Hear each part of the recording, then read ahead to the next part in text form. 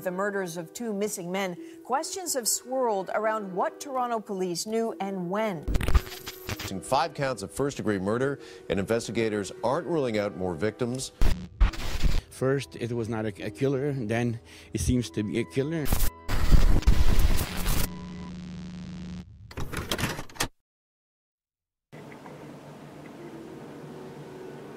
Why, hello there, and thank you for joining me. Welcome to High Horror, the show where we get high and horrified. And I'm already high. Are you? You just crossed over.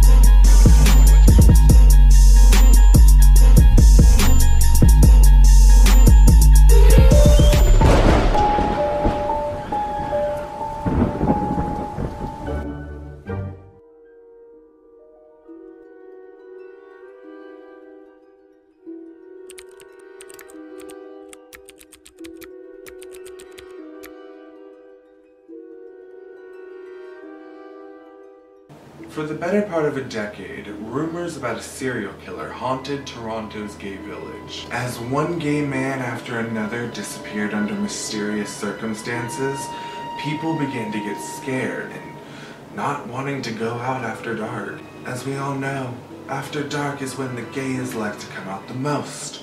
So this was very crippling for their society. A whole decade of fear. But in December 2017, Toronto police reassured residents there was no serial killer. They said, "We follow the evidence, and the evidence is telling us that's not the case right now. The evidence today tells us that there is not a serial killer." Bitch, do I... Only a month later, people's worst fears had been confirmed. In January 2018, a regular at the neighborhood's gay bars had been charged with killing 5 men, dismembering them, and hiding their remains in flower pots at a private home where he worked as a landscaper.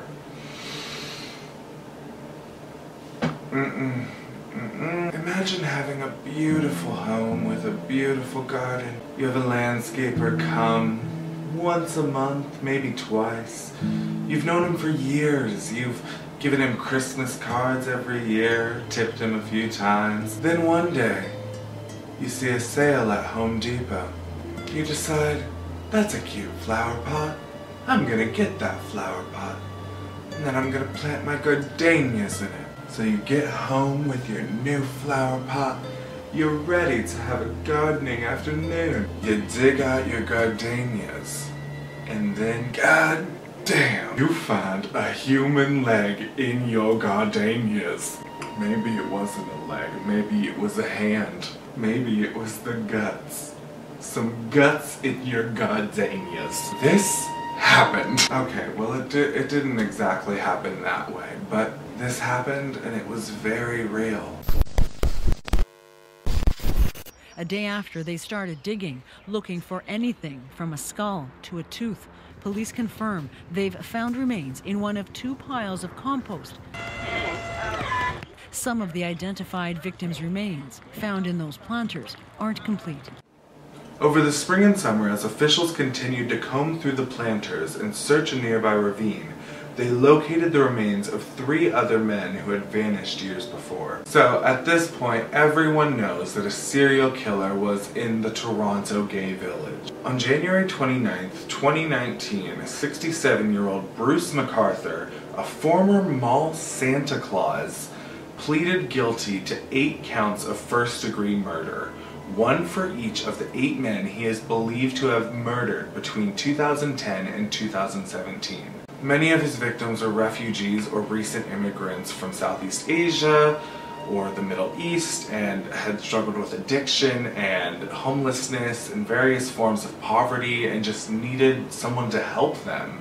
Bruce MacArthur replied guilty as each of his 8 victims' names were read aloud. And in Toronto, each count of homicide results in an automatic life sentence. Chilling new details that have emerged in the arrest of a suspected serial killer in Toronto. Tonight, a police source confirms with us that back on January 18th, they watched a young man walk into the 19th floor of MacArthur's apartment. That is when officers moved in, rushing the apartment, kicking down the door. Inside, they found that young man handcuffed to the alleged serial killer's bed. While watching the home, they saw a young man come up, go in, and go into the apartment. It's 10:25 in the morning. The police are wondering, what do we do? They went in, they kicked the door down, and they found the man tied to a bed. When they arrested him, they cut him loose, they checked him medically, they asked him how he was doing. And this is just new information that's coming out. This seems to be consistent with the profile that we're getting on this man. On January 21st, City News captured police removing this large, heavy planter from the property of Ron Smith and Karen Fraser.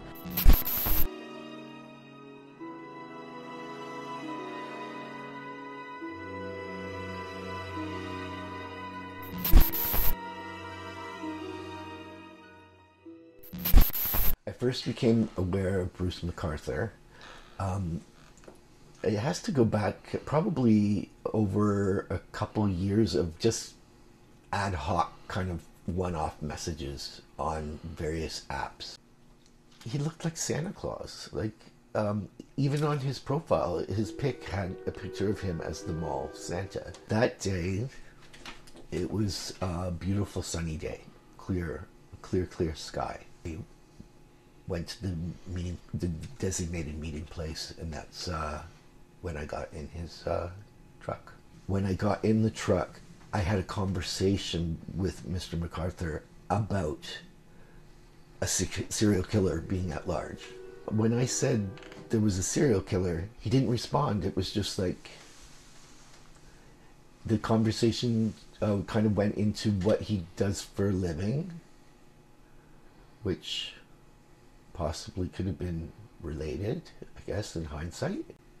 I went to put on the things that he asked me to put on, and he mixed me a drink.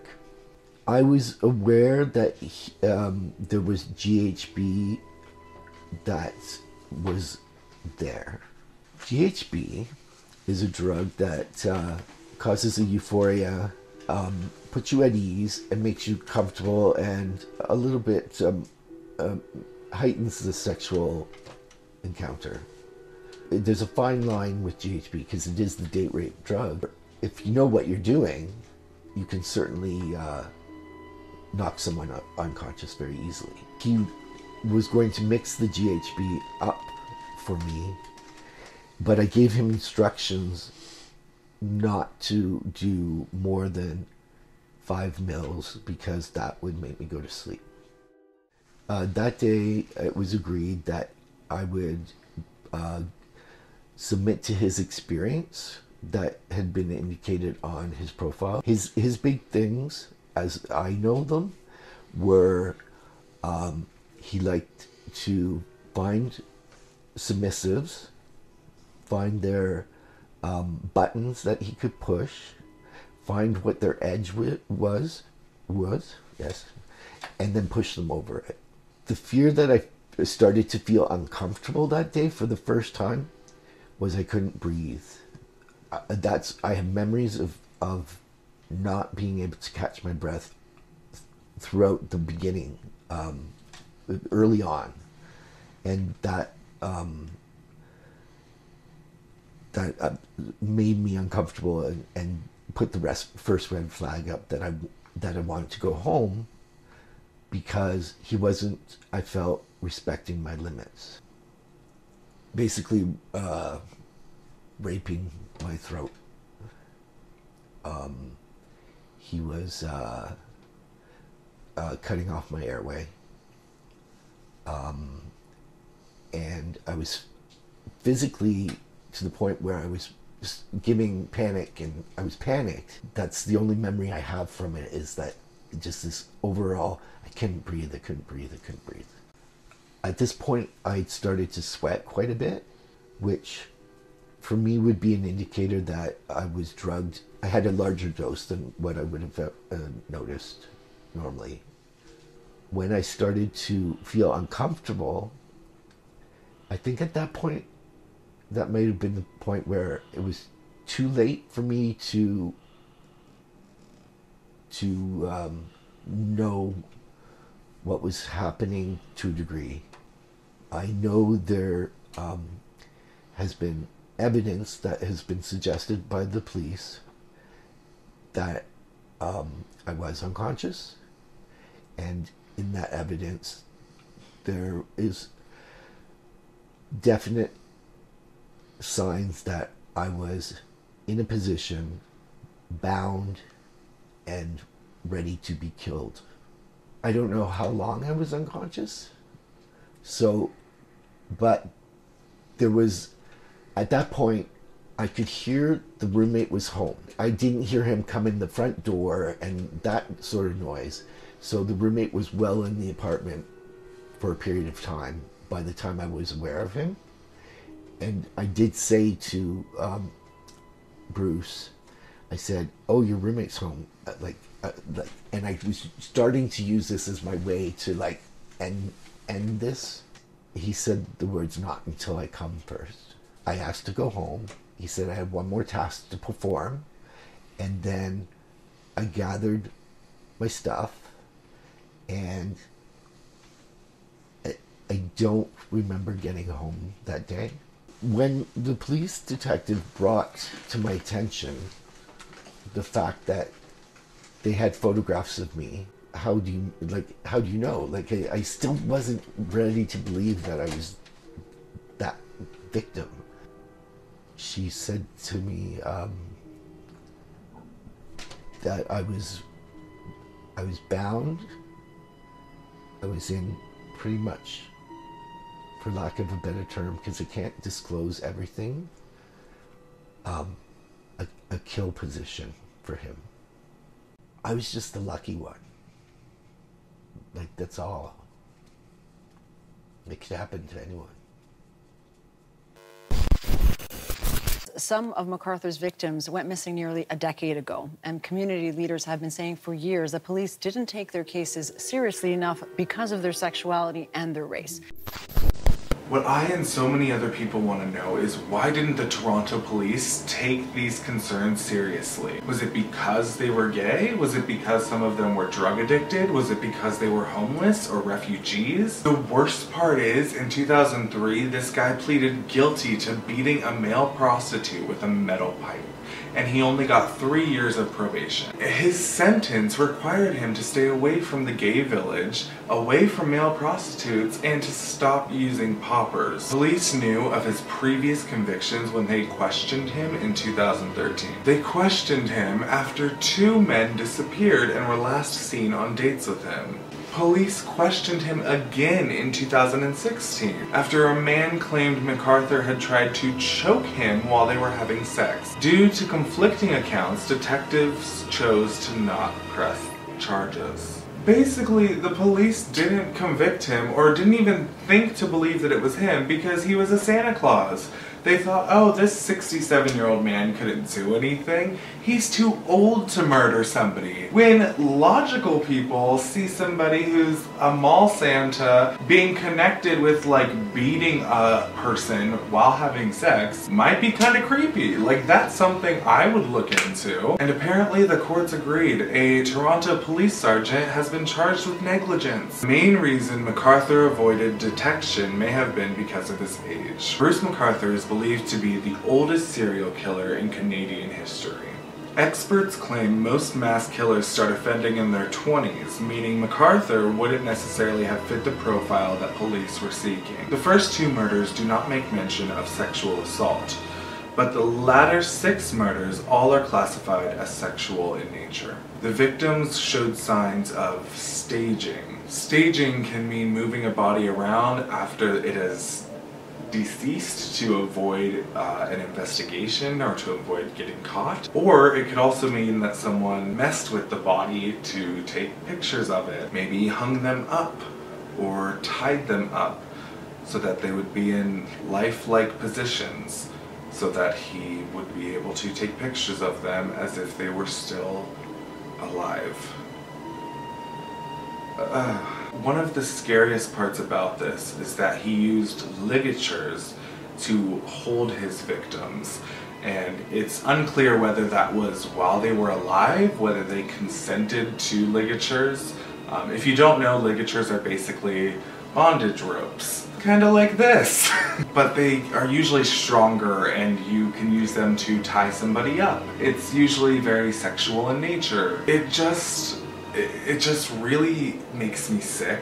This story really affected me when I read this. I just can't imagine somebody who is foreign, who's seeking refuge, who doesn't have any money, and they meet somebody who offers them a good night, you know, a place to stay, and maybe like sex is consensual even. They get put in this bondage thinking that it's a consensual, like sexual act, and then they end up being kept there and murdered or tortured. Just if you're gonna do bondage, do it with someone you trust. It's just really sad, and my heart breaks for all of the victims and their families. I mean, this was so recent. This guy is disgusting, and I had to share, not just for the sake of scaring you, but for the sake of maybe protecting someone out there who is considering doing something like this with a stranger. Just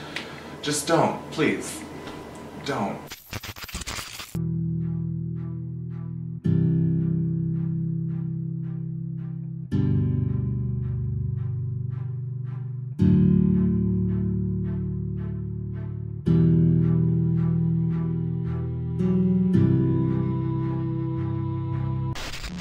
I know we have a very good police force here in Toronto, in Canada, but I don't understand how it took so long.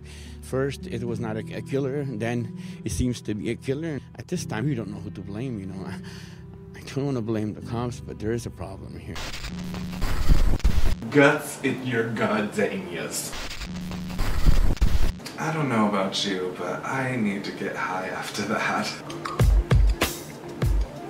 Thank you for watching this video. As always, my name is Brandon. This is Misguided Merman. I hope you got some horror in your high. Okay. And I will see you next week. Until next time, stay safe, stay sane, and remember to always stay golden.